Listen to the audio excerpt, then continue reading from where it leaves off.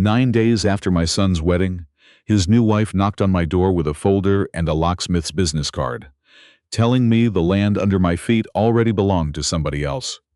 I thanked her for stopping by, closed the door, and made a pot of coffee. What she didn't know was that I'd been photocopying every single page I ever signed since 1979, and that habit was about to cost her a great deal more than she'd bargained for. My name is Emmett Garland. I'm 69 years old, and for 42 years I drove a truck for a living. My own truck, my own authority number, nobody's employee, nobody's fleet. I hauled reefer freight mostly, produce and dairy, running the same general triangle between Tulsa, Dallas, and Kansas City.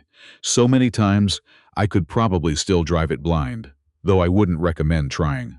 I retired 6 years ago and never once missed the road the way people warned me I would. What I miss is the particular kind of quiet you get at 4 in the morning on an empty stretch of I-44. Just you and the hum of the engine and whatever you're chewing over in your own head. You do that for 4 decades, alone in a cab for 10, 12 hours at a stretch, and you become a certain kind of man. Careful, slow to talk, slower to forget. I live with my wife Verla on 35 acres outside Sapulpa, Oklahoma, about 20 minutes from Tulsa if the traffic on 75 isn't doing anything stupid. We bought the place in 1988 for less than most people spend on a car today, back when it was mostly scrub oak and a falling down barn, and we built it up slow, the way you build anything that's going to last. There's the house, there's Verla's garden, and there's my shop, a pole barn I put up myself in 1994, big enough to pull a truck into, where I've spent the last several years slowly bringing an old 1987 Peterbilt back to the way it looked the year I bought it new. It doesn't run anywhere anymore. I just like taking care of something with my hands that isn't going anywhere, doesn't talk back, and tells me the truth about its condition every time I open the hood. Verla and I have been married 46 years. She ran the cafeteria at Sapulpa Middle School for 31 of them, feeding other people's children 300 days a year, and she still remembers half of them by name if you give her a last name to work with. She is, without question, the steadiest person I have ever known, and I include myself generously in that comparison. When I tell you what happened to us this fall, I want you to understand that Verla was not a bystander in any part of it. She was standing right beside me for every single decision, and there were a few nights toward the end where she was steadier than I was. Here's the thing about Verla and me that almost nobody in our family actually knows. In 1983, 5 years into the marriage, with a baby on the way and about $400 to our name after the truck payment, I put $600 sprisha, borrowed from my father-in-law, paid back within the year, into a certificate of deposit at a little bank in Sapulpa that doesn't exist anymore. I didn't do it because I had some grand plan. I did it because my own father had died with nothing but debt and a rusted-out Ford, and I'd made myself a promise as a young man that I would never let that happen to my own family. Not if I could help it $1 at a time. That CD became a habit. The habit became a discipline. Over the better part of 4 decades, every raise I never told anybody about, every bonus load I hauled on a holiday when other drivers wanted to be home, every dollar Verla and I didn't spend on things we could plainly see our neighbors buying, all of it went somewhere quiet. Some of it went into small rental duplexes near the freight terminals I already knew better than any real estate agent would, buildings I could evaluate myself just by looking at the roof and the foundation from the cab of my truck. Some of it went into plain, boring dividend stocks that Verla and I picked together at the kitchen table with a legal pad and a lot of patience. None of it went into anything flashy, because flashy is how people find out. By this past spring, the whole quiet pile of it, the duplexes, the stocks, the land we'd picked up along the way, had grown into something worth just over $24 million. Sitting inside Family Trust that Verla and I set up together 19 years ago, with the help of a woman named Odessa Kwan, a CPA and financial advisor out of Tulsa who has managed our money with more discretion than half the lawyers I've ever hired for anything else. Verla and I made a decision a long time ago, one we never had to discuss twice. That our son Reeve would grow up believing his father drove a truck for a living and his mother fed schoolchildren. Because that was the truth, and because we wanted him to build a life standing on his own two legs instead of leaning on a number he didn't earn. I still believe that was the right decision. I want to be honest with you about that, even now, even after everything. I just didn't understand until this fall exactly how much that same silence would end up costing me. Reeve married Chantel 11 days before all of this started, on a Saturday in late September, at a rented event barn outside Broken Arrow with string lights and a band that played too loud for the size of the room. I paid for most of it gladly, the way a father does. I stood up and gave a short toast about how proud I was, and I meant every word of it. And I want that on the record before I tell you what came next, because I think it matters. I wasn't looking for reasons to distrust my own son. I was looking, like most fathers do, for reasons to be proud of him. Reeve is 34. He's smart in a way that skipped right past me. Good with numbers, good with a laptop, restless in a way I never was. Always talking about disruption and scale and things I mostly nodded along to at holiday dinners without really following. He works in logistics technology, or he did, doing something with software for trucking companies that I understood about a third of whenever he explained it. Chantel is younger, late 20s, and describes herself as a marketing consultant. Though in 11 years of Reeve bringing girlfriends around, I'd never once seen her produce a piece of actual work, a client or an invoice. I want to be fair here. I didn't dislike her going in. I just didn't know her. And 11 days of marriage isn't a lot of time to find out who somebody really is, especially when they've spent that whole 11 days being very careful about what they let you see. It was a Tuesday morning, the second week of October, and I was out in the shop with the Peterbilt's hood up, cleaning corrosion off a battery terminal with a wire brush, when I heard tires on the gravel drive. Verla was inside. I remember it was cool for October. One of those mornings where the air still smells a little like cut grass even though summer's long gone. And I remember thinking, before I even turned around, that it was too early in the day for a friendly visit. Chantel's SUV pulled up close to the shop door, and she got out first, in a blazer that looked like it belonged at an office neither of us had ever seen her go to. Reeve came around from the passenger side a beat behind her, and something about the way he held himself, shoulders up near his ears, hands jammed in his jacket pockets, told me before either of them said a word that this wasn't a visit about grandchildren or holiday plans. "Dad," Reeve said, and stopped like he'd rehearsed the next part, and lost it the second he saw my face. Chantel didn't wait for him to find it again. She opened a manila folder against her forearm and held out a single sheet of paper, not quite handing it to me, more presenting it, the way you'd show off a diploma. "We wanted to come tell you ourselves before you heard it from anybody else," she said. "This property's been transferred into a family holding company, Sunrise Homestead Holdings.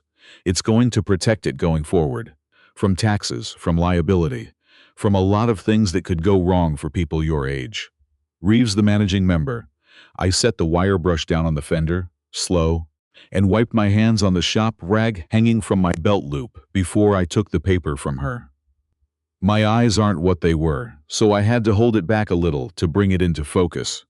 And even then it took me a second to understand what I was actually looking at.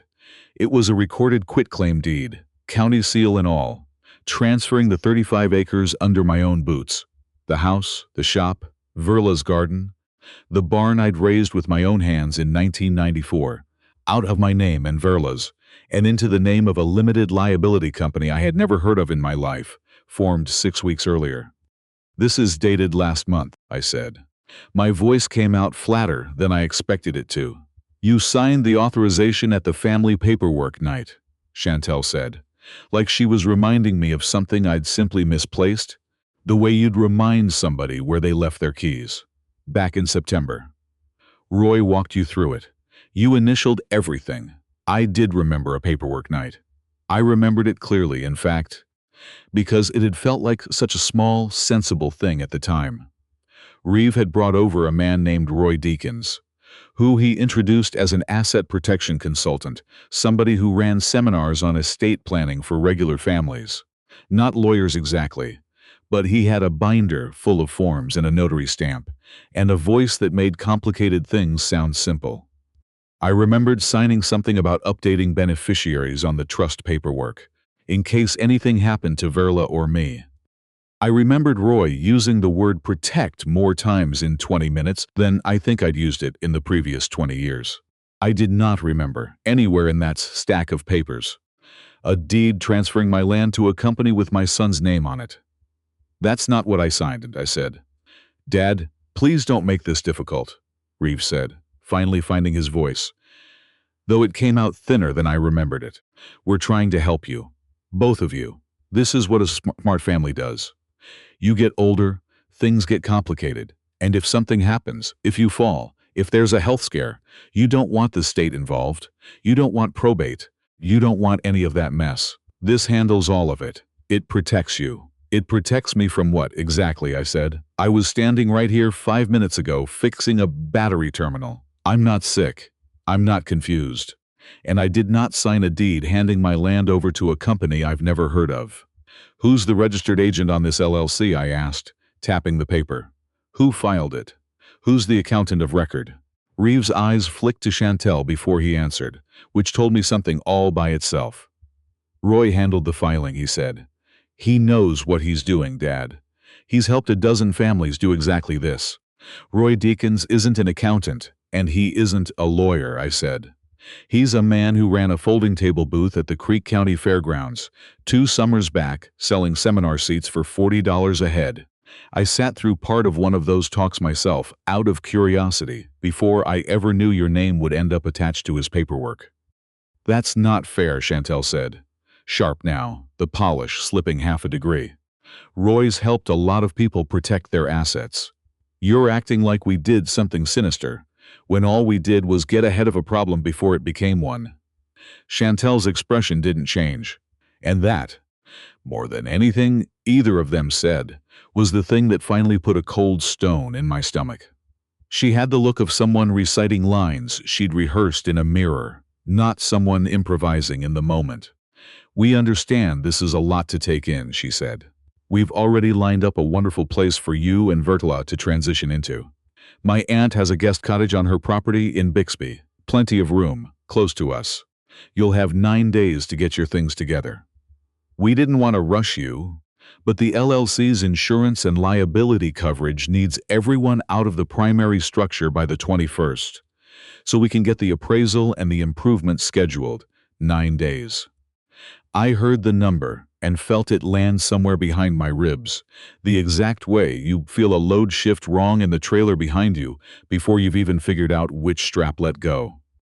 Verla and I built this place with our own 2 hands, I said, and I could hear my own voice starting to shake in a way I didn't like, so I made myself stop and breathe before I said anything else. 42 years on the road teaches you that the worst thing you can do in a bad situation is react before you understand it. You don't slam the brakes on ice. You ease off and you steer. Nobody's taking anything away from you, Dad, Reeves said. You'll still see the place. You'll still be family. This is just how families protect what matters these days. There it was again. Protect. He'd used the word himself now.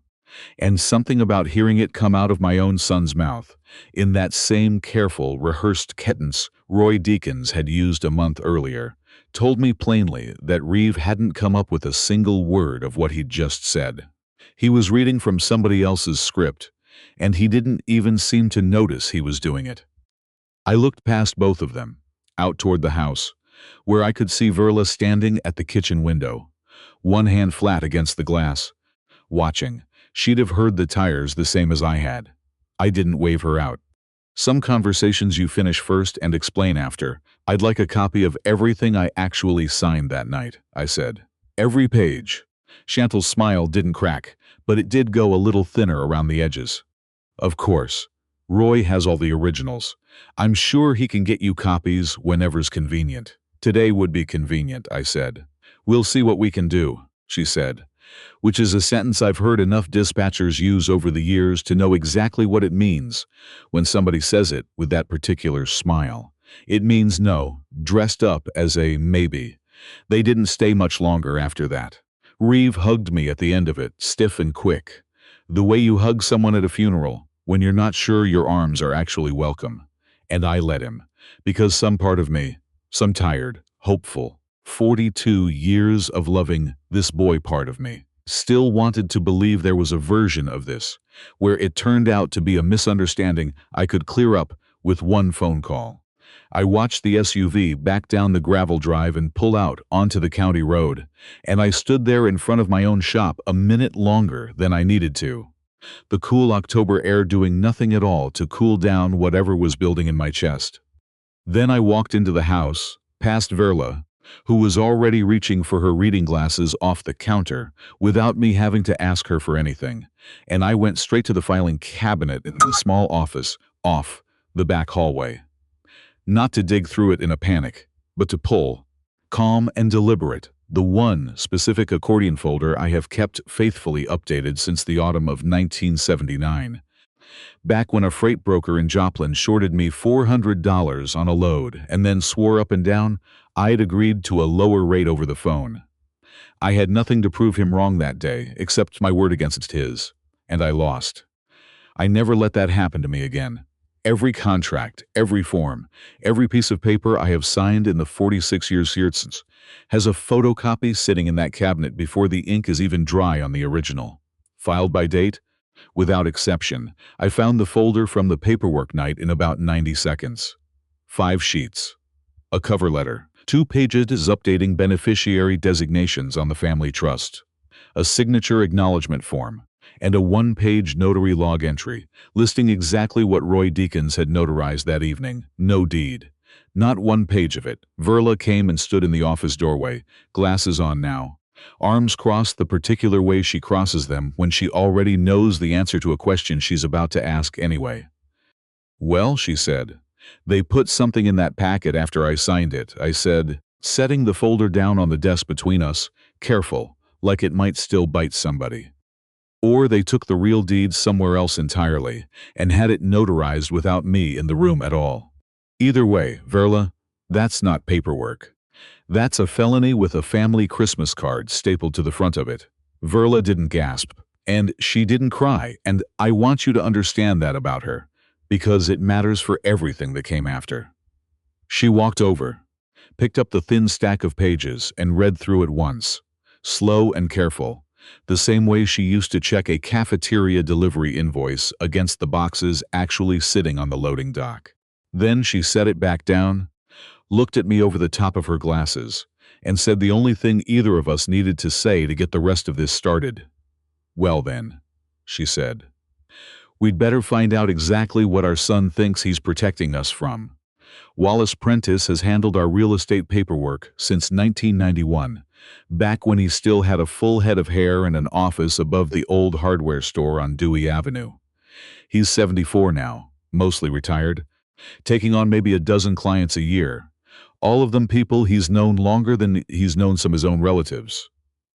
I called him that same Tuesday afternoon, and he told me to bring the folder by his house that evening instead of waiting for an office appointment, which told me something about how seriously he was taking it before I'd even said much more than the word deed. His wife Doris brought us coffee we didn't drink and then left us to it, closing the kitchen door behind her with the quiet tact of a woman who'd sat through 40 years of her husband's difficult client conversations and knew exactly when a room needed to be hers to leave. Wallace read through all 5 pages twice at his kitchen table, put on a second pair of glasses over the first pair for the notary log, tracing the seal with one thick finger like he was checking a tire for a nail he already suspected was there. And then he sat back in his chair and let out a long breath through his nose. "There's 2 ways this happens, Emmett," he said. "Either somebody notarized a deed transfer without you actually present, which is a crime all by itself for whoever holds that stamp. Or somebody built you a stack of legitimate paperwork to sign.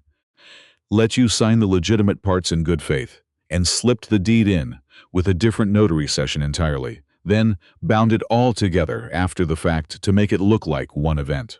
Either way, son, this isn't a misunderstanding. This is fraud, and it's the kind of fraud that ends careers and starts prison sentences, if it's pursued properly.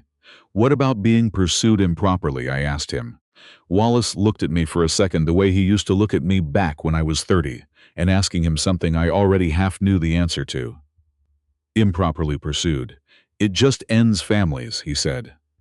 Which is the only reason I'm not telling you to march down to the courthouse tomorrow morning. You've got a decision to make first, Emmett. And it's not a legal one. It's whether you want to know the whole shape of this before you touch a single lever, or whether you want to swing first and find out what you hit. I told him I wanted the whole shape of it. He told me that was the right answer, and that he'd have a formal letter drafted within the week, putting the county recorder's office on notice that the deed's validity was being disputed. Quiet, procedural, nothing that would tip anybody off, while I did whatever else I needed to do to understand what I was actually dealing with. I want to stop here and tell you something about the days that followed, because I think it matters more than the mechanics of what we eventually did.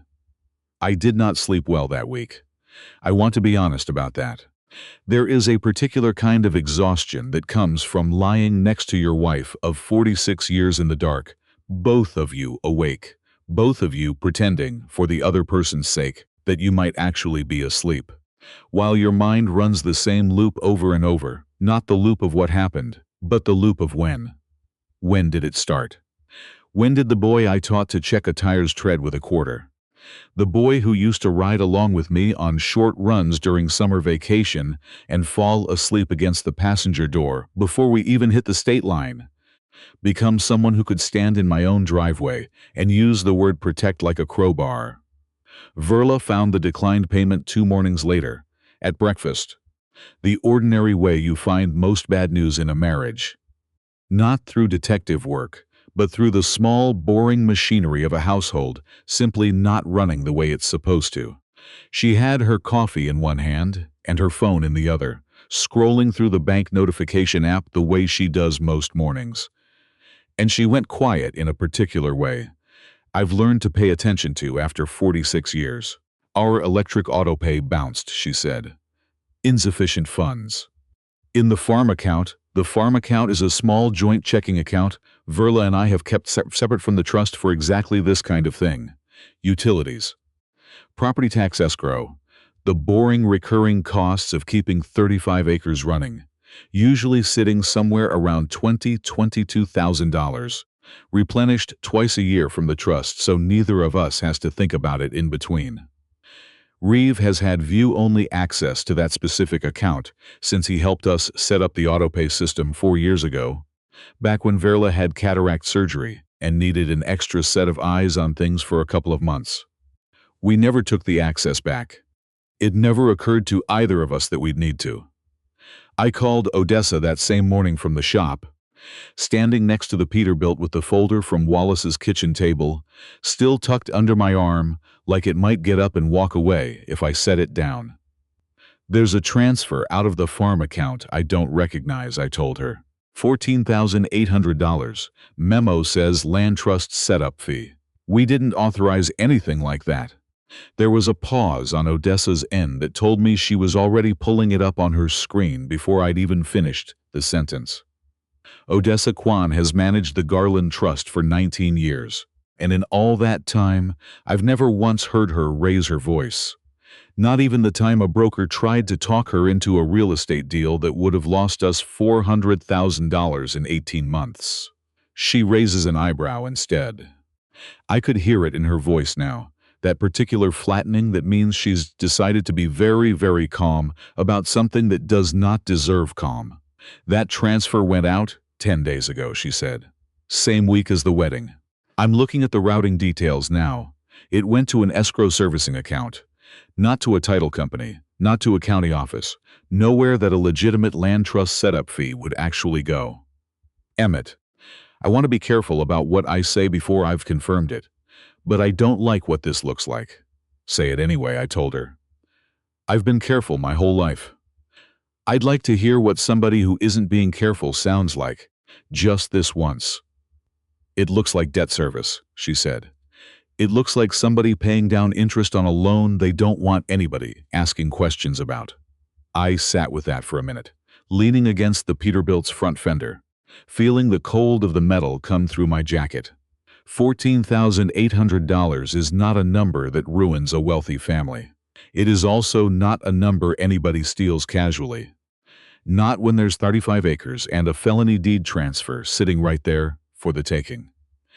If Reeve and Chantel had truly believed they already owned this land free and clear, there would have been no reason on God's green earth to also reach into a $22,000 utility account and skim off a number that specific. You don't nickel and dime somebody you think you've already beaten. You only do that when you're bleeding somewhere else and you need it stopped fast. I need you to look deeper, I told Odessa, quietly. I don't want Reeve to know anybody's looking. Not yet. I can start pulling public records today, she said. Business filings, court dockets, anything with his name or Chantel's name attached to it. It'll take a few days to build a real picture. Emmett, are you sure you want to know? Sometimes a father's better off just taking his land back and letting the rest stay dark. I raised that boy to tell me the truth even when it cost him something, I said. I think I owe him the same courtesy, even if it turns out to cost me plenty. Get me the truth, Odessa. Whatever it is, I called Reeve that evening, mostly because I needed to hear his voice and see what was still in it. Verla sat across the kitchen table from me while I dialed, close enough that she could hear both sides of it, which I wanted, because two sets of ears catch more than one. Dad, Reeve said, and there was that same thin note in his voice from the driveway, stretched a little further now. I talked to Wallace Prentice, I said. That deed wasn't in the packet I signed. I keep copies of everything, Reeve. Every page. I've got the 5 sheets from that night sitting right here on my kitchen table, and there is no deed among them. There was a pause, and then Reeve did something I wasn't ready for, which was try to talk me out of my own memory. Dad, I think you're misremembering the order of things, he said. Careful, gentle, the exact tone you'd use on somebody you'd already decided couldn't be trusted with the facts. There were a lot of pages that night. And, look, I didn't want to bring this up over the phone, but you have to understand why Chantel and I have been worried. Bring what up, I said. The Tuesday before last, he said. You had that cardiology follow-up at St. Francis. Chantel texted you the address that morning because your regular office moved suites. You never showed up. You were gone almost 3 hours, Dad. Nobody could reach you. When you finally called back, you said you'd been sitting in a waiting room the whole time, but the office called us themselves to ask if you were all right, because you'd never checked in at the desk at all. I remembered that afternoon. I remembered it clearly. In fact, because I had spent nearly 3 hours driving between 2 different buildings on 2 different sides of the medical district. Positive I had the right address, growing more frustrated by the minute, before I finally pulled into a gas station and called the office directly, and a receptionist read me an address 4 miles from the one I'd been circling. I remembered being embarrassed about it. I remembered telling Verla it was probably my own fault for not double-checking. I had not until this exact moment, sitting at my own kitchen table with the phone pressed hard against my ear, considered the possibility that the address I'd been given that morning was simply wrong on purpose. Chantel sent me the text, I said slowly. Not the office. Chantel. Because the office had already told her about the sweet change when she called to confirm your appointment for you. Reeve said. Dad, I'm not trying to hurt you by saying this. I'm scared for you. You've been getting confused, and it isn't your fault. But it's real, and it's part of why Chantel and I felt like we needed to move faster than maybe we would have otherwise. There it was again, that same careful, rehearsed cadence I'd heard from Chantel in the driveway, like he was reading someone else's lines instead of speaking his own mind. I'd like to see that text message, I said. The one with the address. Another pause, longer this time. I don't know if Chantel still has it, Reeve said. It's been weeks, Find out, I said, and I heard my own voice come out steadier than I expected, steadier than I actually felt. And Reeve, I want you to hear this clearly, because I'm only going to say it once tonight. I did not sign that deed. I don't care how many times you tell me I'm confused. I have kept a photocopy of every single piece of paper I've put my name on since before you were born, and there is no deed in that folder. Somebody added it after the fact, or somebody notarized it without me in the room, and both of those things are crimes, son, not misunderstandings. You can keep telling yourself a story where your father's mind is going. I'd think very carefully about whether that story is actually true, or whether it's just the one that's easiest to live with right now. He didn't answer that right away, and in the silence I could hear, faintly, a second voice somewhere behind him. Chantel's, low, saying something I couldn't make out, the tone of somebody coaching rather than comforting.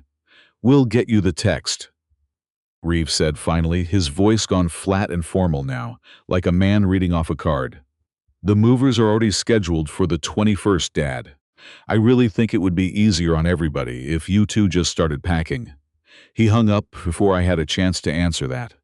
I set the phone down on the table, slow, and looked across at Verla, who hadn't moved the entire time, both hands wrapped around a coffee mug that had long since gone cold.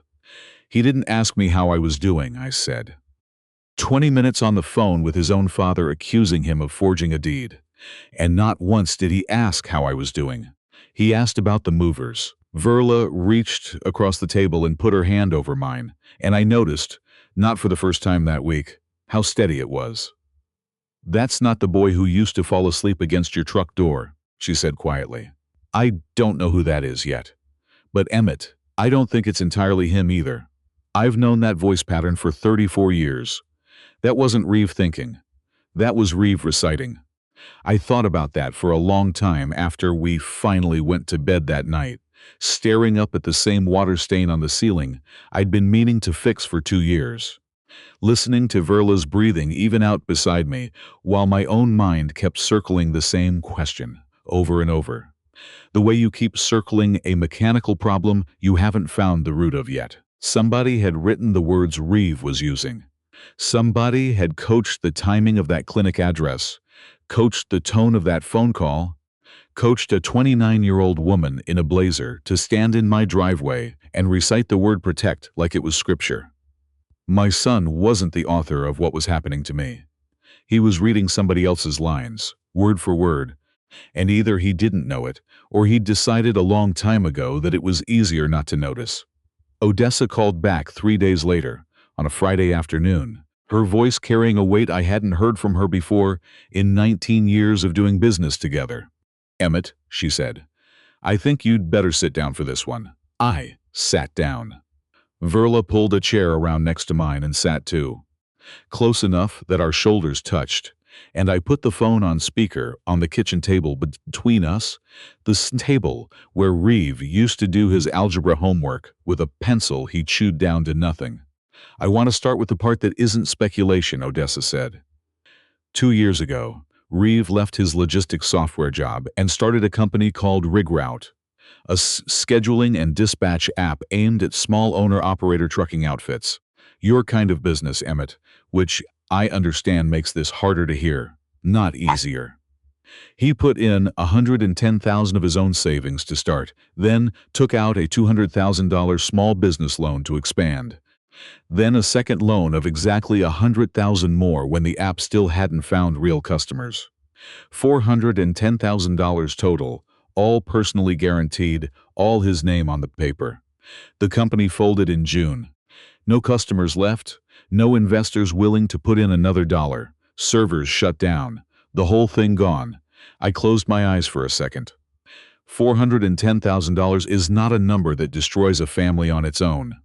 Not with what Verla and I have sitting quietly in that trust. It's the kind of number I could have handled with one phone call. If he'd ever once picked up the phone and told me the truth about it. That's the part that isn't speculation, Odessa continued. Here's the part that is more certain than I'd like it to be. The original 2 loans got rolled, restructured, and eventually sold to a company called Vantage Bridge Capital. out of Charlotte, North Carolina, the kind of lender that specializes in buying distressed small business debt and squeezing it. With penalty interest, late fees, and a default judgment that was entered against Reeve personally in August, the balance now sits at just over $1.3 million. Vantage filed a civil suit in July. There's also a separate matter. I found a reference in the court filing to a referral being considered for prosecutorial review, related to a check that bounced against a business account Reeve had already closed. I don't have the full details on that piece yet, but it isn't something a company like Vantage brings up in a filing unless they intend to use it as leverage. Leverage for what? Verla asked, her voice steady but quiet. For getting paid before he runs out of assets to seize, Odessa said. Vantage Bridge doesn't operate outside the law, Emmett, and I'd rather not paint them as something they're not. They're not the kind of outfit that sends anybody to your door with a baseball bat, but they are the kind of outfit that files liens, garnishes wages down to the legal minimum, freezes accounts, and makes sure a man understands, very clearly, that his options are narrowing by the week. From what I can see in the court record, they gave Reeve until the end of this month to produce a substantial good faith payment, or they intend to move on a judgment that would let them attach nearly everything he owns, including, eventually, anything held jointly with his new wife. The end of this month. 9 days from the driveway, 12 days from the wedding. I sat there doing the arithmetic that any father does in that moment, whether he wants to or not, counting backward, matching dates, watching a picture of itself out of pieces I hadn't wanted to see fit together. They're not stealing our land because they're greedy, I said, mostly to myself, though Verla and Odessa both heard it. They're stealing it because they're drowning, and 35 acres is the only life raft either of them can get their hands on fast enough. That's my read as well, Odessa said. I want to say one more thing, and I want you to take it as information, not as advice, because I think this decision belongs entirely to you and Verla. People who are truly desperate, cornered the way Reeve appears to be cornered, don't always stop at what you've already found. If they're willing to forge a deed and drain a utility account, I would not assume that's the ceiling of what they're willing to do. I would assume it's the floor. I didn't sleep at all that night. I want to tell you the truth about what that felt like, because I think people who haven't lived it imagine it as something dramatic. Pacing, shouting, maybe a drink you shouldn't have had. It wasn't like that. It was quiet. I lay on my back in the dark next to Verla, who was awake too, both of us staring at that same water-stained ceiling, and I ran the numbers over and over. The way I used to run fuel calculations on a long haul when the math wasn't quite adding up, and I knew, somewhere past Amarillo, I was going to come up short if I didn't figure out where the leak was. The leak, it turned out, had a name, and he called me 2 days later, on a Sunday evening, from a number I didn't recognize. Mr. Garland, he said, when I picked up, and I knew the voice before he even gave his name. That same careful, seminar-trained cadence I'd heard in my own living room a month earlier. This is Roy Deakins. Please don't hang up. I need about 5 minutes, and then I'll never call you again if that's what you want. I almost did hang up. I want to be honest about that. But something in his voice was different from the voice I remembered from that paperwork night. Thinner, faster, with none of the polish left in it, and 42 years of reading truckers over a CB radio at 3 in the morning has taught me the difference between a man selling you something and a man who's finally scared enough to stop selling. You've got 5 minutes, I said, and I put the phone on speaker so Verla, sitting across from me at the kitchen table, could hear every word of it. I want to say first that I know what I did with that deed was wrong, Roy said. I'm not going to pretend I didn't know. Reeve came to me in August, desperate, and Chantal did most of the actual planning. I think you deserve to know exactly whose idea this was, not just mine. She's the one who worked out the timing, the paperwork night, all of it. I notarized a deed transfer that Tuesday afternoon in my own office, no witnesses, besides Chantal, and I bound it into the same packet as your legitimate signature pages afterward. So it would look like one event if anybody ever checked. I did it because Reeve owed me favors from years back, and because Chantel paid me $8,000 I badly needed, and because I told myself a story where I was helping a family solve a problem quietly instead of what I actually was, which was a man committing fraud against a 69-year-old veteran of the road for a fee. I already know about the deed, Roy, I said. Wallace Prentice confirmed it days ago. If that's all you called to confess, you could have saved yourself the phone call and let the county recorder sort it out. There was a pause on the line, long enough that I heard him take a breath before he kept going. It isn't all, he said. There's something else, and it's the reason I'm calling you instead of just disappearing, which, believe me, some part of me has been seriously considering. About 3 weeks ago, Chantel asked me to help with something separate from the property. She wanted to know if I had any contacts who could write up a medical evaluation. Nothing invasive, just paperwork, she said, a standard cognitive screening form, the kind insurers ask for on older applicants. I told her I knew a nurse practitioner who does contract work for a couple of insurance brokers, somebody who isn't always careful about actually meeting the person she's evaluating on paper. Chantel used that evaluation, along with a copy of your signature from the beneficiary forms, to take out a life insurance policy in your name. $1.5 million. She's the sole beneficiary. I've got a conscience buried under about a decade of bad decisions, Mr. Garland, and it woke up sometime this week, and I couldn't keep sitting on what I knew. I'm mailing you copies of everything tomorrow. The insurance application, the evaluation, the notary log from the deed. I'd rather you have it than me. The kitchen went very quiet. I could hear the refrigerator humming, and somewhere out past the window, one of the neighbor's dogs barking at nothing the way dogs do in the evening. Verla's hand found mine on the table and gripped it hard enough that I felt it in my knuckles.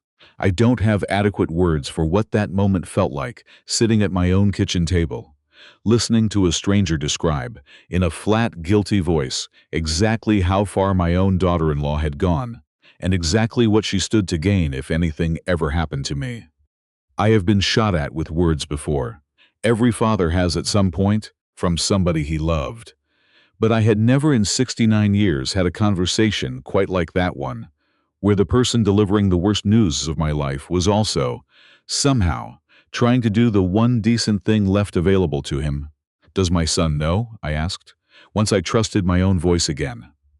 About the insurance, Roy was quiet for a moment. I don't know for certain, he said. I know Chantel handled the insurance application without him in the room, because she told me so herself. Said Reeve got squeamish about that kind of thing, and it was easier to leave him out of the details. Whether he's asked questions since, whether he's put it together on his own, I couldn't tell you. I've mostly dealt with Chantel directly these last few weeks. Reeve's barely spoken to me since October. I think, for what it's worth, he's scared of what he's already done, and hasn't found the nerve to look any further past it. He gave me his address, in case I wanted to send anything to him through a lawyer instead of the other way around. And then he hung up, and Verla and I sat at that table for a long time afterward, without either of us saying much of anything at all. It was Verla who finally broke the silence, and what she said wasn't what I expected. "We have to call Camila," she said. "I want to tell you about our daughter, because up until this point in the story, I haven't said her name, and there's a reason for that. The same reason it took me a full week to even think about calling her. Camila is 38, 6 years older than Reeve, and she moved to Denver almost 6 years ago after a falling out at a family gathering that I've spent a long time being ashamed of not handling better. Chantel isn't the cause of that old wound. Reeve hadn't even met her yet, but the short version is that Camila tried to warn me, gently, about a pattern she saw forming in her brother long before any of us had heard the name Chantel, a pattern of Reeve chasing shortcuts and blaming everybody but himself when they didn't pan out. And I told her, not kindly, that she didn't know what she was talking about, and that families don't work if everybody's keeping score. She stopped coming home for holidays not long after that. We talk maybe 4 times a year, careful, polite calls that never quite get around to the thing that's actually wrong. 3 weeks before any of this started, she'd sent me a text out of nowhere. Just a photo of a stretch of highway outside Denver that reminded her, she said, of riding along with me as a kid, and I hadn't answered it yet, because I hadn't known what to say. She was right. I said quietly, to Verla, to the empty kitchen, to nobody in particular. 6 years ago, she was right about him, and I told her she didn't know what she was talking about. Then you tell her that now, Verla said. Tonight. Not because we need her help, Emmett, though I suspect we will. Because she's the only one of our 2 children who's spent the last 6 years telling the truth, even when nobody wanted to hear it. And I think it's long past time somebody in this family told her she was heard. I picked up the phone with hands that weren't quite steady, and I dialed a number I hadn't dialed in longer than I wanted to admit. And while it rang, I looked across the table at my wife of 46 years, steady, dry-eyed, already 3 steps ahead of me, the way she'd been 3 steps ahead of me our whole marriage. And I understood something with a clarity that felt almost physical. We were not going to spend whatever came next simply defending what was ours. We were going to have to decide, deliberately, with clear eyes, exactly how much of ourselves we were willing to spend making sure justice landed where it belonged, and not 1 inch further than that. It is a much harder thing to decide the limits of your own anger than it is to simply let it run. I did not know yet, sitting there with the phone ringing against my ear, whether I had that kind of restraint in me. I was about to find out. Camila answered on the 3rd ring, and the first thing she said, before hello, before anything else, was, Dad, is everybody okay? The particular fear in her voice of a daughter who's spent 6 years half expecting the next phone call from home to be the bad kind. Everybody's alive, I told her. Nobody's hurt. But I need to tell you something, and I need to start by telling you that you were right. 6 years ago, at your cousin's graduation party, you told me something about your brother, and I told you that you didn't know what you were talking about, and I have thought about that more than you probably realize in the years since. You were right, Camila. I'm sorry it took this long for me to say so. She was quiet on the other end for long enough that I thought the call might have dropped. Then she said, in a voice that had gone thick, what did he do? I told her. All of it, the deed, the 9-day deadline dressed up as kindness, the failed startup, the debt, and, finally, because I decided somewhere in the telling that she deserved the whole truth, and not a softened version of it, the insurance policy. I heard her breath catch hard on that last part, and then I heard something in her voice go very still and very focused. The way I imagine mine must have sounded 50 years ago, the first time a load shifted dangerously behind me on the interstate, and I had to decide, in about 2 seconds, exactly how to handle it without losing the whole rig. I'm coming home, she said. Tomorrow, if I can get a flight, Dad. Don't do anything with Reeve until I get there. Not because I don't think you can handle it, because I don't want to miss it, and because he's still my brother. God help me. And I think I've earned the right to be in the room when this finally gets said out loud. I called Odessa first thing the next morning, and I told her what Roy had told us. And I asked her the question I'd been turning over since 2 in the morning, lying awake next to Verla. I don't want to own what Reeve owes, I told her. I've thought about it, and I don't want to be the man holding somebody else's debt over their head, even his. But I want Vantage Bridge to stop circling him like he's already dead weight. Is there a way to do that without me buying a single dollar of his paper? There's a slower way, and it's riskier for you, Odessa said, after a pause I could tell was more about strategy than surprise. I go to Vantage Bridge's servicing department as your representative, not as a buyer. I put your financials on the table and offer them a personal guarantee. Your signature. Backing a restructured payment plan, 7 years instead of 30 days. His name stays first on the note. Yours goes underneath his, which means if he ever walks away from it again, you're the one who answers for the balance, not a collections office in Charlotte. It's a much softer instrument than an outright purchase. It also means you never actually hold anything over him. The debt stays his the whole way through. May I ask why that distinction matters to you? Because I've watched what it does to a family when one person's holding the leash, I said. I don't want to win this by owning him. I want Vantage Bridge to stand down because they trust my name behind his, not because I bought a house they never knew I could afford. Odessa didn't argue with that either. She called Vantage Bridge's servicing department that same afternoon, identified herself as representing Reeves' father, and spent the better part of 2 days walking their legal team through proof of funds and a formal guarantee agreement. By Thursday evening, 4 days before the deadline Chantel had given us in the driveway, she called back to tell me they'd accepted it. Not a purchase. A restructuring. $1.3 million stretched across 7 years at a rate that wouldn't crush him. Reeves' signature still first on every page, mine underneath it as guarantor. I hadn't taken his debt away from him. I'd simply made it possible for him to keep carrying it. If he was willing to actually carry it. There's something else you should know, Odessa said, before we hung up. I did some additional digging on Chantel while I was in touch with Vantage Bridge's legal department, since her name came up on some of the joint filings. She's not employed as a marketing consultant, Emmett. Her consulting LLC has no clients on record, no revenue, nothing. What she does have is a separate personal judgment against her from 2 years ago, a civil fraud matter in Texas, settled quietly, involving a former employer who accused her of falsifying expense reports. It never made the news. I only found it because I know where to look. I sat with that information for a while before I decided what to do with it. The same way I've always sat with a strange sound in an engine before I go tearing into it. You don't start pulling parts until you understand the whole system, or you end up making 3 new problems trying to fix one. The last piece was Priscilla Nunn.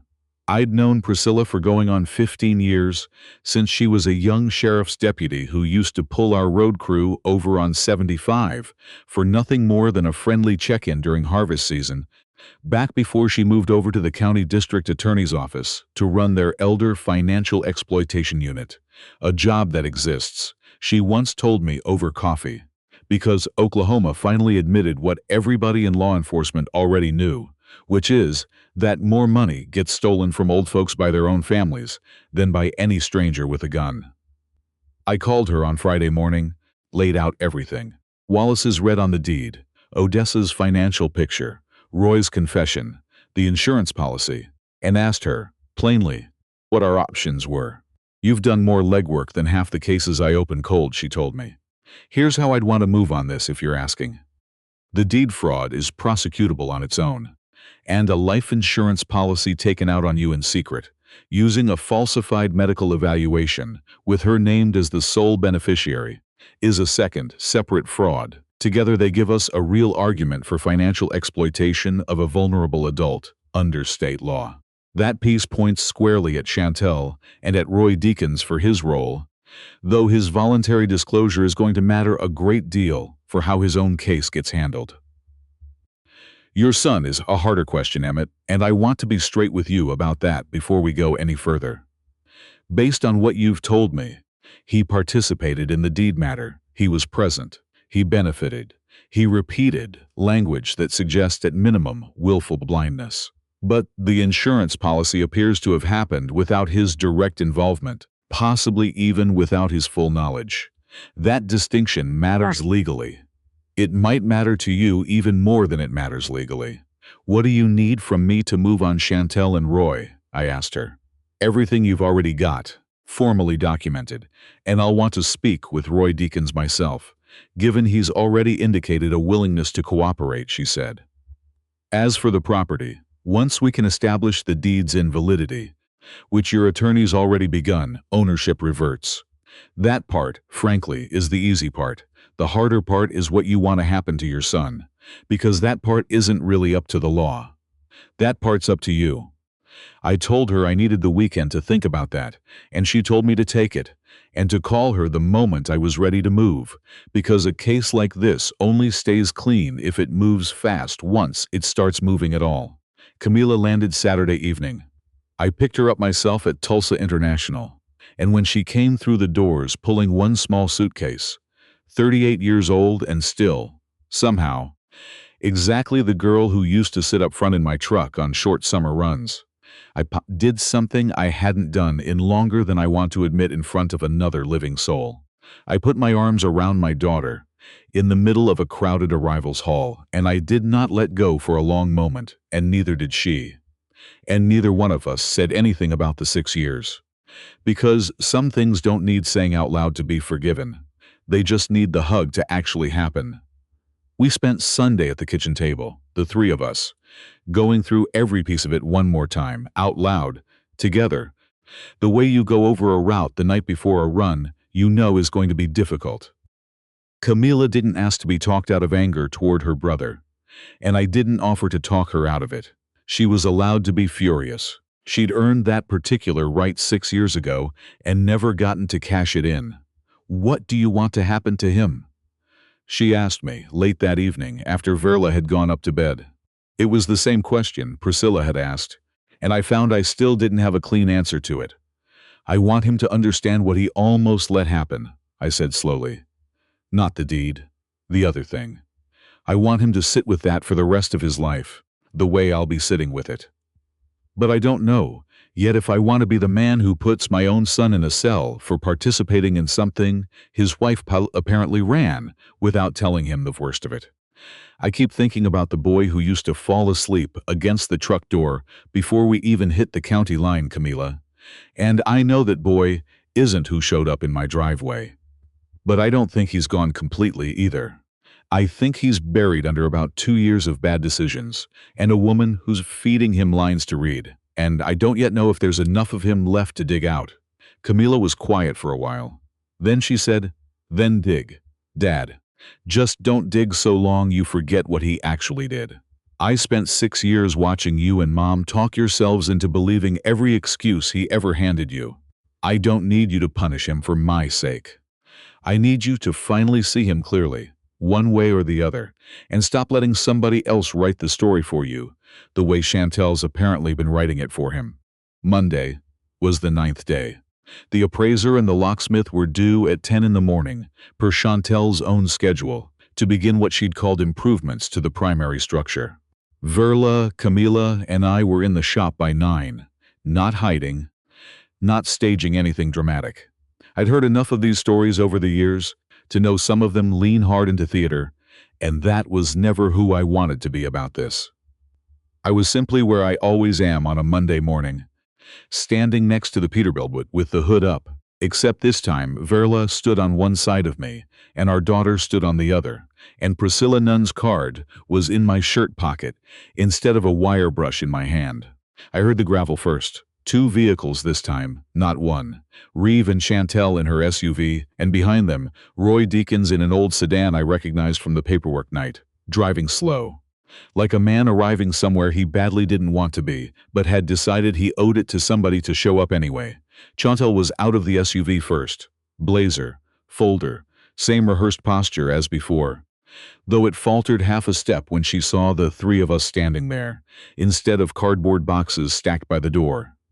Reeve came around behind her, and his eyes found Camila before they found me. And something crossed his face in that half second. Not quite recognition, not quite dread, something in between.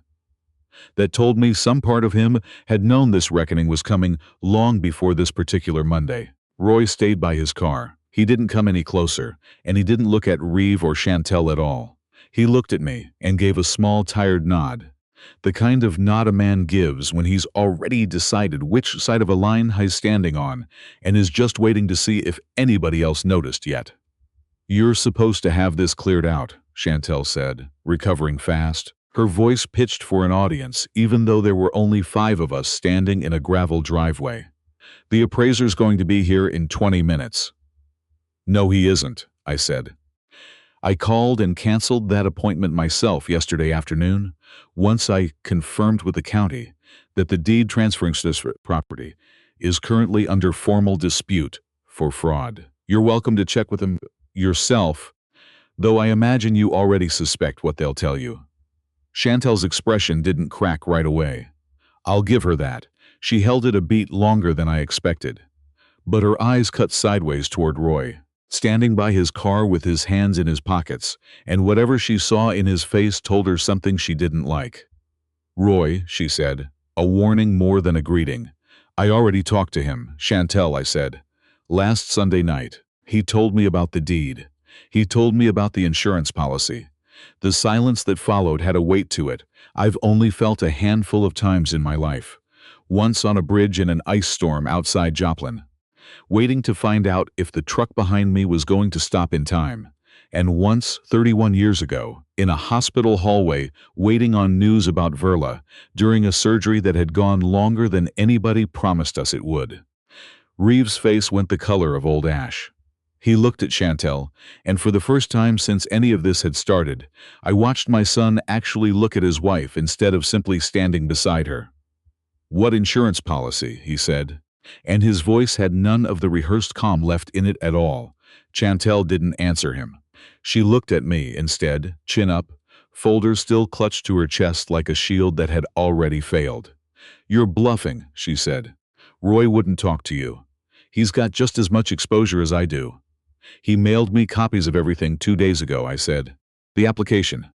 The evaluation from a nurse practitioner who's never actually examined me. The notary log from the deed session, which shows exactly when it happened and who was and wasn't in the room. I also spoke yesterday with a friend of 30 years who happens to run the Elder Financial Exploitation Unit at the district attorney's office. She's expecting my call within the hour, one way or another. What insurance policy?" Reeves said again, louder this time, turning fully toward Chantel now, and something in his voice had cracked open into something I hadn't heard from him since he was a teenager caught in a lie he genuinely hadn't meant to tell. "Chantel, what is he talking about?" "I was protecting us," Chantel said, and her voice had shifted too, gone sharp and fast, the practiced calm finally burning off. "You think Vantage Bridge was just going to write off $1.3 million because you said please? You think your father was ever going to hand us anything without a fight? I found a way to make sure that even if everything else fell apart, we wouldn't lose everything. That's what a policy like that is for, Reeve. It's insurance. That's the whole point of the word." "On my father," Reeve said. His voice had dropped to something almost like a whisper now, and I watched the exact moment the last of whatever story he'd been telling himself finally gave way underneath him. "You took out a policy on my father's life. Behind my back, using a fake medical exam. It's just insurance, Reeve," Chantel snapped. "Everybody has insurance. You're standing here acting like I did something sinister, when all I did was make sure we wouldn't lose everything if the rest of this fell apart." "You didn't tell me," Reeve said. His voice had gone rough and low. "You didn't tell me any of it. Not the insurance, not what you needed Roy for. Some part of me knew something was wrong. I felt it every time you got quiet on the phone with somebody and hung up when I walked into the room. I didn't ask because I was scared of the answer, and because I already knew we couldn't pay Vantage Bridge back any other way. And God help me, some part of me let that fear keep me from asking the one question that actually mattered. I didn't stop you because I didn't want to know badly enough to actually find out. I want to tell you that hearing my son say that out loud gave me some clean, satisfying sense of vindication. It didn't. It felt like watching a building I used to live in finally finish collapsing, slow and awful, after weeks of watching the cracks spread. There was no triumph in it. There was only a tired, aching sadness. The kind that settles into your chest and doesn't leave for a long while. I took my phone out and dialed Priscilla's number. She picked up on the second ring, like she'd been sitting with it in her hand.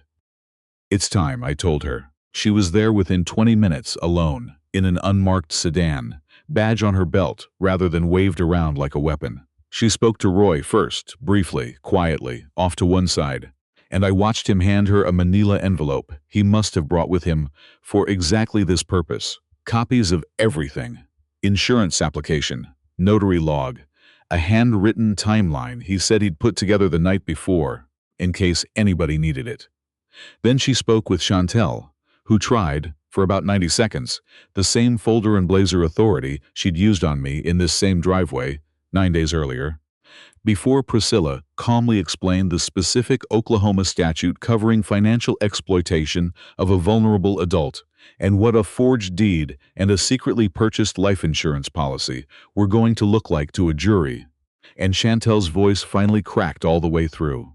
"This is your fault," Chantel said, whirling on Reeve, all pretense gone now, nothing left in her voice but raw, cornered fury.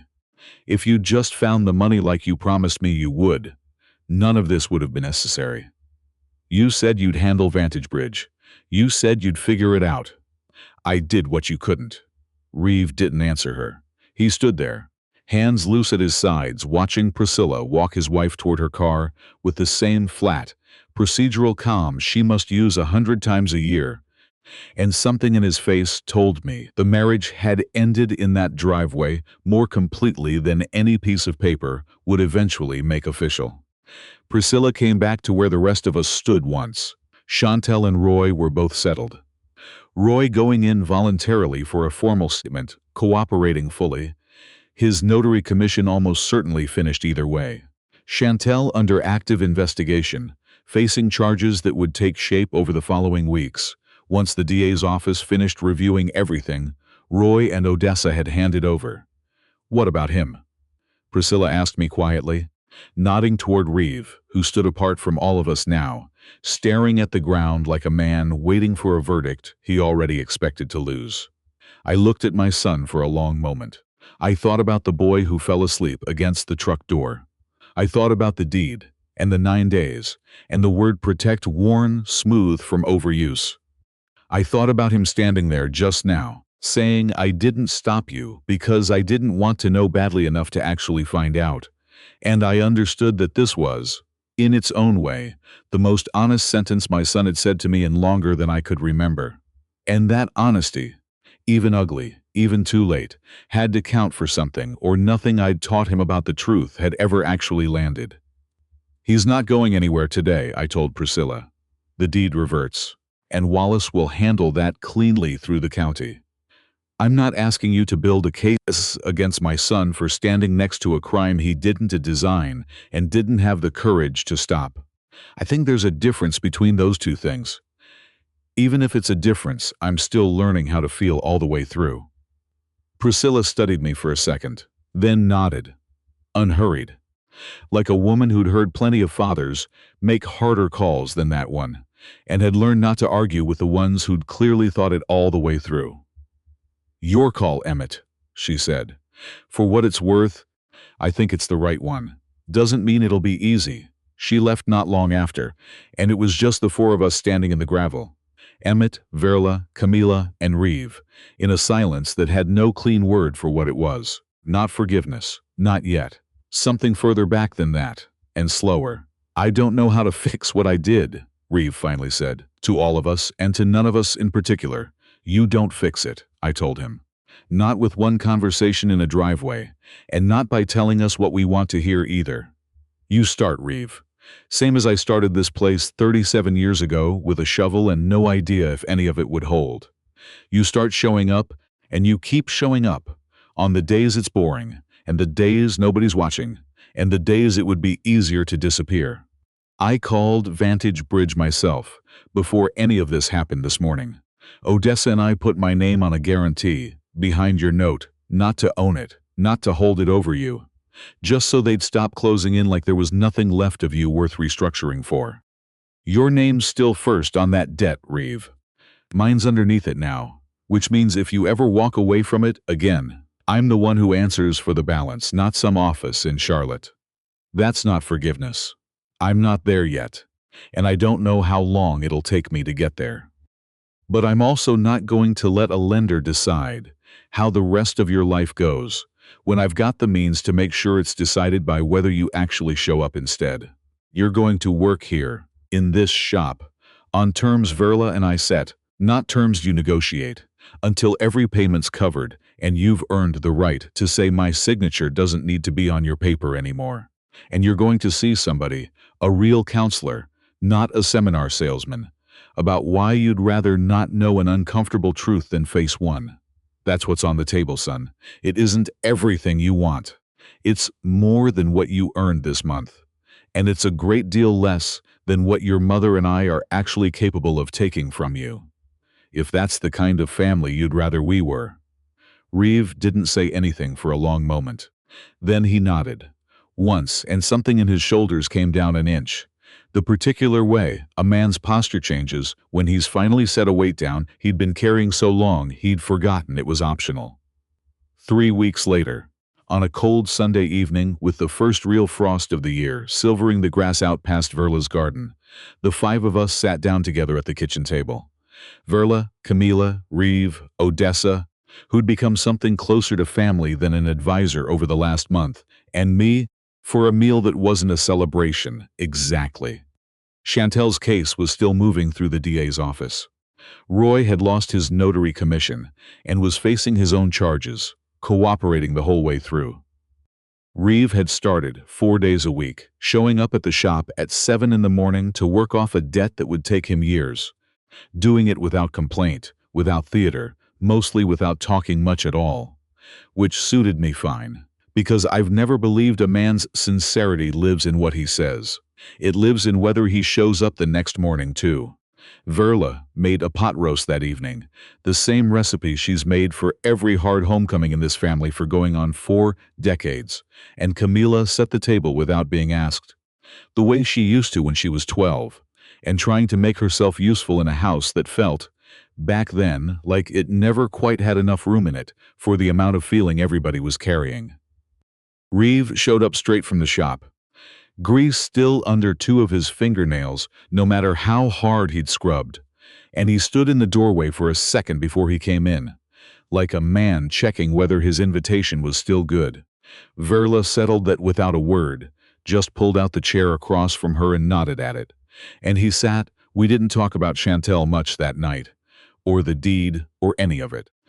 Odessa told a story about a client from years back who'd tried to pay his property taxes and scratch-off lottery tickets. And Camila laughed for the first time in longer than I'd heard her laugh.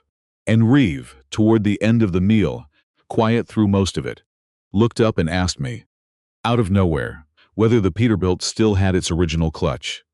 I told him it did, mostly, though I'd had to sleeve the master cylinder twice. He asked if he could come out and look at it sometime. Not to fix anything, just to look, and I told him the shop door was open at 7 most mornings, and he already knew that better than anybody. It wasn't forgiveness. I want to be honest about that, because I think stories like this one too often rush toward a clean ending that real families don't actually get to have. It was smaller than forgiveness, and slower, and it was also, I think, the only kind that was ever going to be worth anything at all.